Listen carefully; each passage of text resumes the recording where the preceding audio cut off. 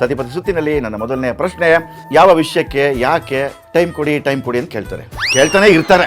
ಇಲ್ಲೇ ಇದೆ, ಎದುರುಗಡೆ ಇದೆ ಉತ್ತರ. ಕೆಲಸದ ಬಗ್ಗೆ, ನೀವು ಫ್ಯಾಮಿಲಿ ಬಗ್ಗೆ.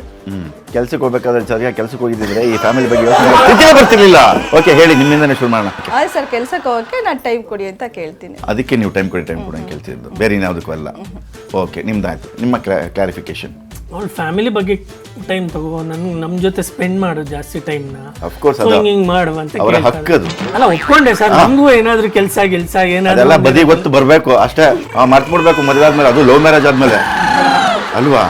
ಅಲ್ಲ, ಟೈಮ್ ಕೊಡ್ತೀವಿ, ಬಟ್ ಕಂಟಿನ್ಯೂಸ್ ಆಗಿ ಕೊಡಕ್ಕಾಗಲ್ಲ ಅಂತ ಅಷ್ಟೇ. ಅವ್ರು ಕಂಟಿನ್ಯೂಸ್ ಆಗಿ ಕೇಳಿದ್ರೆ ನೀವು ಇಲ್ಲ ಸರ್. ಮದುವೆ ಆದ ಹೊಸದಲ್ಲಿ ಟೈಮ್ ಕೊಡ್ತಿದ್ರೋ ಇಲ್ವೋ?